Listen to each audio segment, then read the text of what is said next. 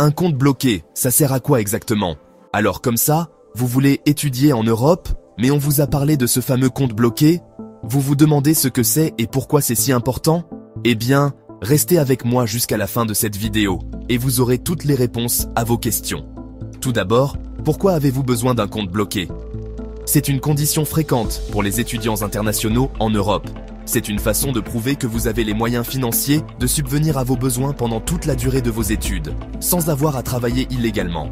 En gros, ça montre que vous pouvez gérer vos dépenses quotidiennes sans avoir de problème d'argent. Alors, quel est le montant minimum dont vous avez besoin sur un compte bloqué pour étudier en Europe? Eh bien, cela peut varier en fonction de plusieurs facteurs. Premièrement, le pays d'accueil.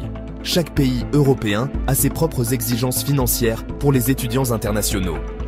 Deuxièmement, la durée de vos études. Plus vous étudiez longtemps, plus le montant à bloquer est élevé. Troisièmement, le coût de la vie dans le pays. Les dépenses comme le logement, la nourriture et le transport peuvent varier considérablement d'un pays à l'autre. Maintenant, comment connaître le montant exact dont vous avez besoin? Il est essentiel de bien se renseigner. Contactez l'ambassade ou le consulat de votre pays d'accueil. Ils vous donneront les informations les plus précises et les plus récentes sur les exigences et le montant exact requis.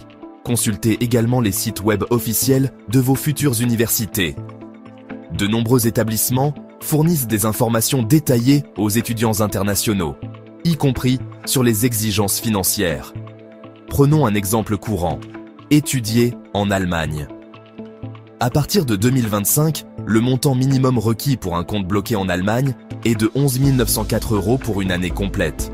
Cela représente environ 992 € par mois.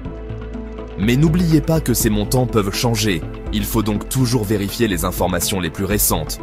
Voici quelques conseils supplémentaires à garder à l'esprit. Premièrement, prévoyez un budget confortable. Même si votre compte bloqué couvre vos besoins essentiels, il est judicieux d'avoir des économies supplémentaires pour les dépenses imprévues, comme les voyages ou les activités extrascolaires. Deuxièmement, comparez les offres des différentes banques. Les frais d'ouverture et de gestion d'un compte bloqué peuvent varier. Enfin, commencez les démarches tôt.